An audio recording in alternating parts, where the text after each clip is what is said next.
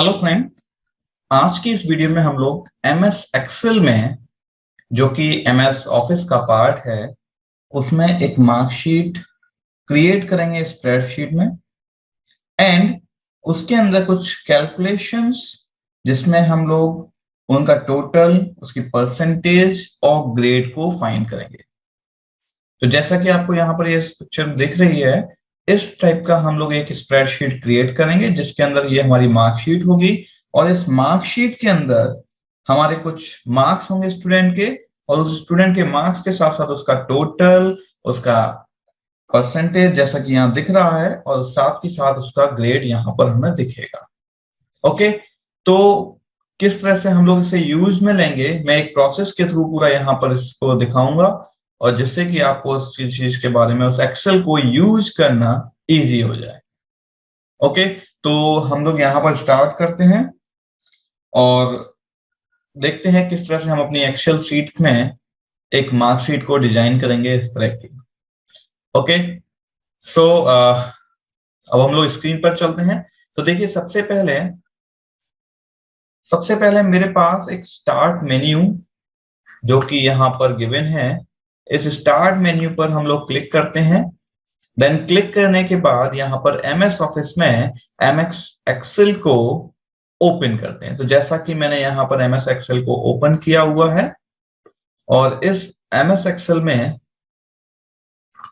मैं यहाँ पर, देखिए मेरे पास यहाँ पर एक ब्लैंक वर्कबुक दिख रही है जिसे हम लोग स्प्रेडशीट या वर्कशीट कहते हैं। ठीक है, तो मैं यहाँ पर इस एमएस एक्सेल में ओपन करूंगा इस फाइल को, और देन इस फाइल पर मैं काम करूंगा। तो मैंने एक पहले ब्लैंक वर्कशीट को ओपन किया है, एंड देन आप यहाँ पर देख रहे होंगे कई सारी चीजें मुझे दिख रही हैं। जैसा कि मैं दूसरे वीडियो में इस चीज को एमएस एक्सेल के जो सामने मेन्यू, जो पूरा ये व्यू दिख रहा है, इसको समझाऊंगा अलग वीडियो में।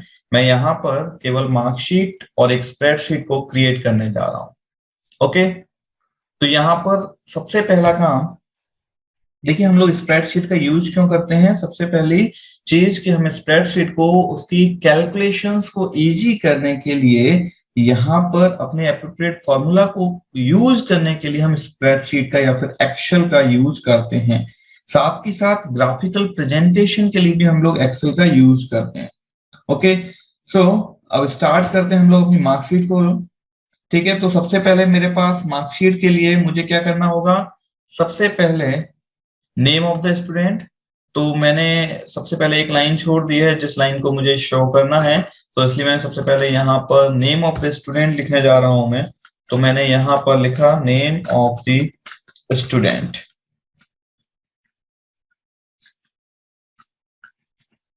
ओके, तो ये मेरा नेम ऑफ द स्टूडेंट होगा। देखिए, एक चीज मैं आपको बता दूं, फिर से रिपीट कर दे रहा हूं, यहाँ पर मैं जैसे ही डबल क्लिक करता हूं, देखिए अपने आप उसके साइज के अकॉर्डिंग, फिक्स्ड कॉलम के अकॉर्डिंग वो मेरी साइज अप डाउन हो जाती है, और वैसे मैं अपने अकॉर्डिंग इसे स्ट्रेच कर सकता हूँ। लेकिन मैंने जैसे ही क्लिक किया तो वो अपने आप नेम ऑफ द स्टूडेंट के बाद यहाँ पर ऐड हो गई। ओके, देन सेकंड मैं यहाँ पर यूज करने जा रहा हूँ क्लास को, जैसा कि मेरे डायग्राम में विजुअल है। Okay, then name of the student and class, यहाँ पे हमारे पास नेम ऑफ द स्टूडेंट और क्लास आ जाएगा। देन उसके बाद मैं यहाँ पर यूज करने जा रहा हूँ, 3 कॉलम्स लेने जा रहा हूँ, जिसमें से पहला है सब्जेक्ट, तो मैंने एक लिया सब्जेक्ट्स हो गया। Then second one is maximum marks, तो मैंने मैक्सिमम मार्क्स यूज कर लिया।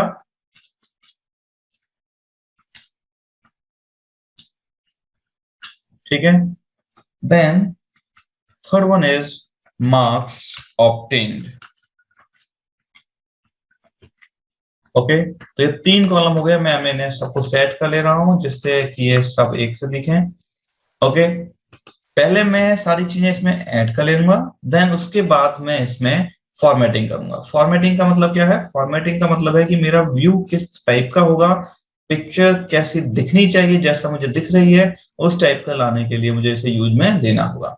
ओके, तो पहले सबसे पहला काम जो मैंने अभी नहीं किया वो है मेरी फाइल को सेव करना। तो सबसे पहला काम आपको क्या करना चाहिए, फाइल को सेव करना चाहिए। जिस भी नाम से सेव करें, चाहे आप यहाँ मार्कशीट ही सेव कर लें, लेकिन कोई भी एक पर्टिकुलर नाम के साथ ये उसके लोकेशंस है जहां हम सेव करने जा रहे हैं, और देन सेव। अब देखिए फाइल आपकी सेव हो गई है। इन एनी केस अगर आप सिस्टम यूज कर रहे हैं और बाई चांस बैकअप आपको नहीं मिल पा रहा और लाइट चली जाती है, तब भी आपकी जो फाइल है सेव रहेगी, अदरवाइज वो फाइल में किया हुआ काम पूरा बेकार हो जाएगा। ओके, तो अब मैं यहाँ पे सब्जेक्ट्स नोट करने वाला हूँ। जैसे मैंने लिखा पहला English, okay, then second one is Hindi, okay, and third one is mathematics, fourth one is physics, okay, fifth one is chemistry, biology, social studies। तो इस तरह से मैंने वो सब्जेक्ट्स के नाम नोट कर लिए जो मुझे सब्जेक्ट्स चाहिए, जिनके मुझे मार्क्स यहाँ पर डिजाइन करने हैं। Okay, so maximum marks is 100। अब देखिए मैं अगर सबको सेम मुझे रखना है तो मैंने बस यहाँ से देखिए कितने स्टाइल से मैंने यहाँ पे किया, या मैं कॉपी और पेस्ट का भी यूज कर सकता हूँ।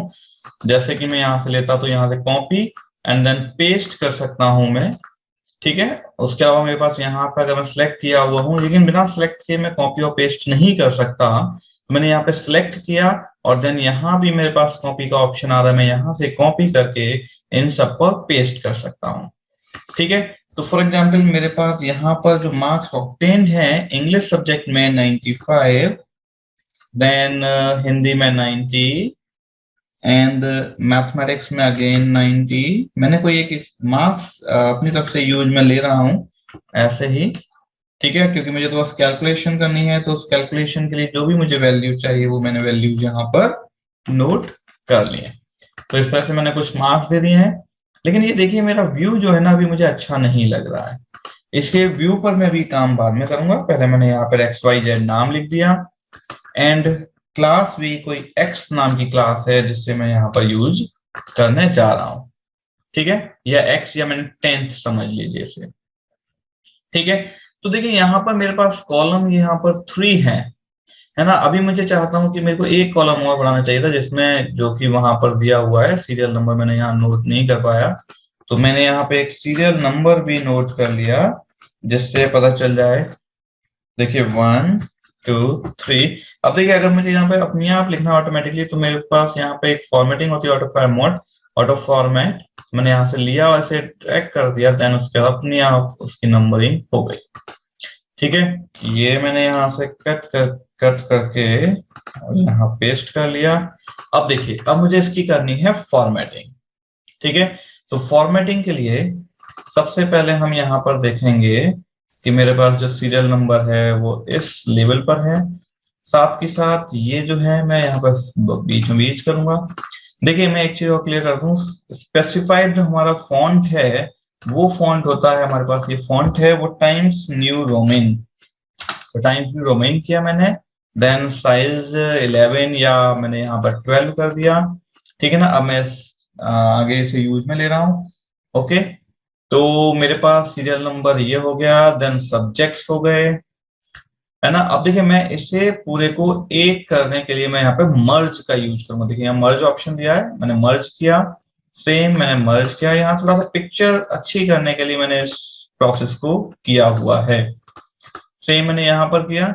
ऐसे ही मैंने यहाँ से उठाकर इसे यहाँ लिख लिया, देन इन दोनों को भी मर्ज कर दिया, सेम मर्ज मैंने यहाँ किया। अब देखिए मेरी थोड़ा सा पिक्चर जो है अच्छी हो जाएगी और देखने में भी अच्छी लगेगी। तो मैंने यहाँ पर इस तरह से कर दिया है एंड क्योंकि मेरे पास 4 पूरा है तो मैंने इन चारों को मर्ज किया जिससे कि मैं एक ही साथ सारे नाम लिख सकूं, ठीक है। तो मैंने इस तरह से इसे मार्क्स, मैंने इस तरह से मार्कशीट, ओके, और इसका साइज कर दिया बढ़ाकर 18 एंड देन बोल्ड। तो जैसा कि मुझे अपने उस फ्रंट में दिख रहा था, देन ये मैंने हाईलाइट कर दिया, बोल्ड कर दिया इन्हें। ओके, एंड इसके अलावा मैंने ऐसे क्या किया, मैंने से यहां तक की मुझे जरूरत है, तो मैंने इसे इस तरह से डिजाइन कर दिया। इसे मैं पूरा एक कंबाइन कर देता हूँ, इसे मीन्स मर्ज कर दिया मैंने। अब थोड़ा सा पिक्चर जैसी मैंने पहले बनाई है, जो अभी दिखाई थी, उस टाइप की हमें पिक्चर यहाँ पर दिख रही है। अभी भी मैंने मैक्सिमम मार्क्स जो है यहाँ पर थोड़ा अच्छे नहीं लग रहा है, बीचों बीच कर दिया। देन सेम जो वैल्यूज हैं इनको भी मैंने मिड में कर दिया। तो ये सेंटर करने के लिए अलाइनमेंट है, यहाँ पर हमने अलाइनमेंट के थ्रू किया है। ओके, अब देखिए थोड़ा सा पिक्चर हमारा उसी टाइप की आ गई जैसे हम लोगों ने उस समय यूज में ली है अपने। ओके, देन जो मेन हेडिंग है उन्हें भी मैं बोल्ड कर देता हूँ। ओके, देन बोल्ड करने के बाद मेरा स्पेस जो है थोड़ा सा ज्यादा चाहिए इन्हें। ओके, तो ये देखिए मेरी एक मार्कशीट बन गई। अब जो काम मुझे करना है वो यहाँ पर यूज में लेना है मुझे इसमें टोटल। ओके, तो 7 सीरीज है मेरे पास, मैंने इसे कंबाइंड कर दिया और यहाँ पर लिखा मैंने टोटल, जो यहाँ टोटल रिप्रेजेंट करेगा। यहाँ पर भी मैंने कंबाइंड किया और यहाँ पर मुझे बताएगा परसेंटेज, ठीक है, और ये मुझे फाइंड करेगा ग्रेड को। तो इस तरह से मुझे 3 चीजें चाहिए थी अपनी मार्कशीट में, वो मैं यहाँ पर डिजाइन करने वाला हूँ। ठीक है, अब क्योंकि यहाँ पर एक ही चीज की जरूरत है मुझे, तो मैंने इसलिए इसे पूरा कंबाइन कर लिया मर्ज करके। तो ये मेरे पास देखिए टोटल कितने हैं। अब देखिए मैं यहाँ पे काउंटिंग के लिए एक फॉर्मूला लगा सकता हूँ डायरेक्टली।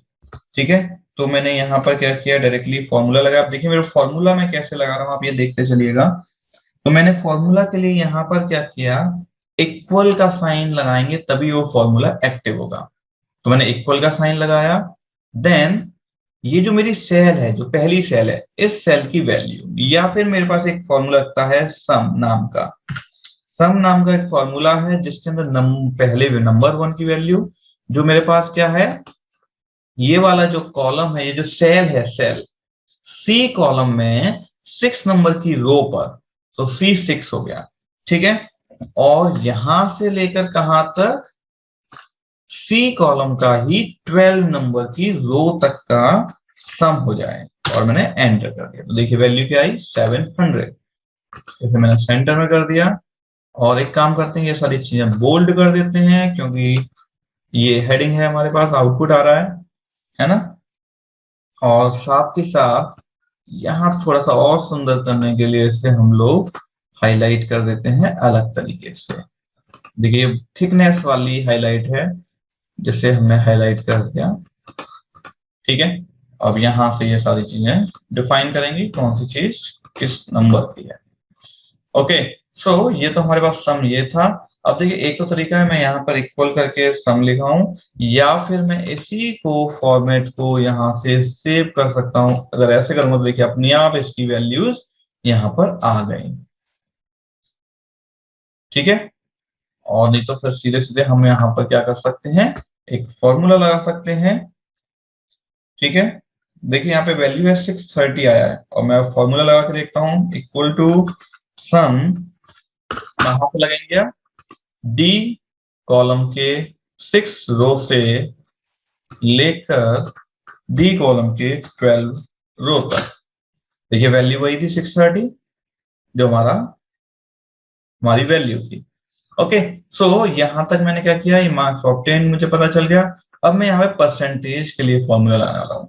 तो देखिए परसेंटेज के लिए फॉर्मूला क्या है मेरा, इक्वल, परसेंटेज कैसे निकालते हैं, सबसे पहले तो जो मार्क्स ऑब्टेन्ड है, जो D13 सेल है, अपॉन जो मार्क्स हमारे पास मैक्सिमम थे, इनटू 100।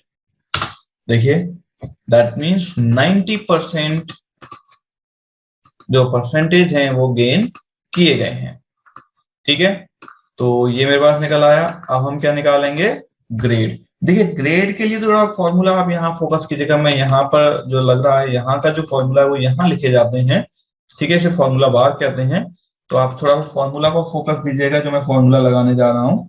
तो देखिए सबसे पहला फॉर्मूला इक्वल करके मैंने यूज किया। अब यहाँ पर जो हम फॉर्मूला लगाने वाले हैं वो है इफ। इफ नाम का फॉर्मूला है।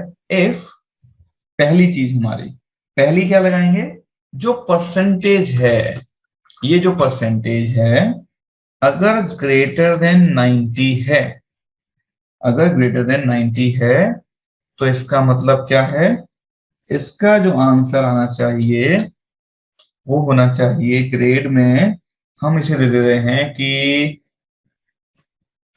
सुपर एस, ठीक है, अगर ये 90% है, ठीक है,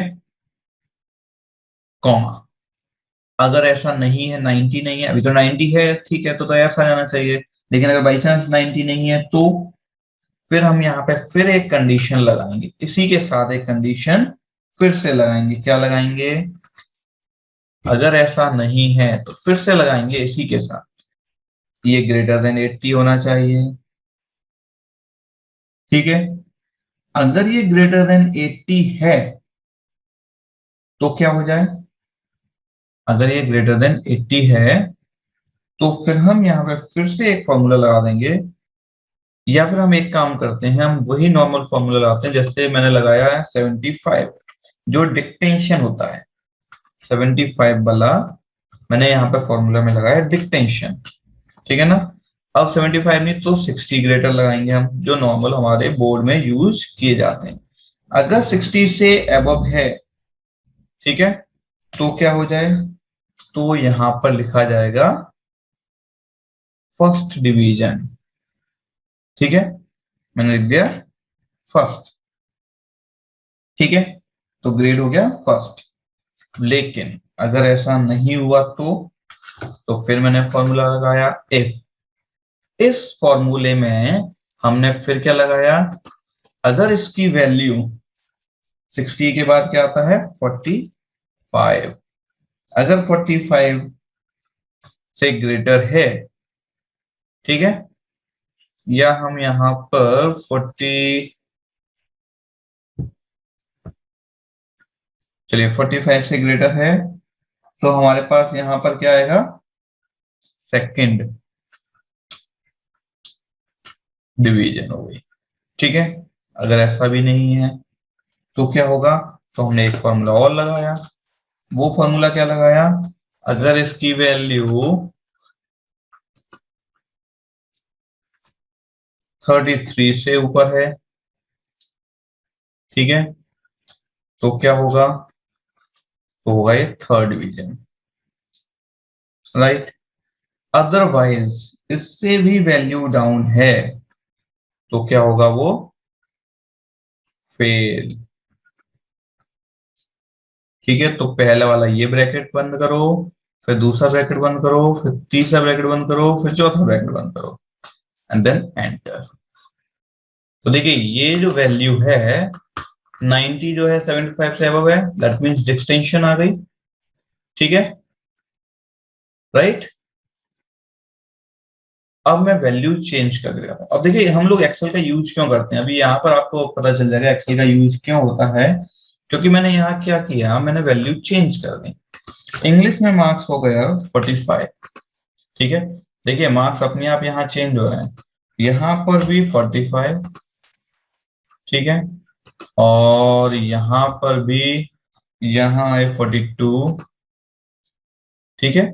अब देखिए 75 से बिलो है 71, तो डिक्टेंशन क्या हो गया, देखिए यहाँ पर 71% हो गए, तो डिक्टेंशन अपने आप चेंज हो, वो डिक्टेंशन की जगह ग्रेड अपने आप चेंज हो गया, फर्स्ट डिवीजन हो गया। ओके, तो ये फायदा है एक्सेल का कि अपने आप सारी चीजें चेंज हो जाती हैं। अभी देखिए यहाँ पे मैं और चेंज करता हूँ, यहाँ पे मार्क्स आए 35, ठीक है, और यहाँ पर मार्क्स हैं 45, तो देखिए 56 हो गया। अब आप यहाँ देख रहे होंगे कि यहाँ पे जो परसेंटेज है 56 हो गए, देन डिवीजन अपने आप चेंज हो गया। डिवीजन क्या हो गया, सेकंड डिवीजन हो गया।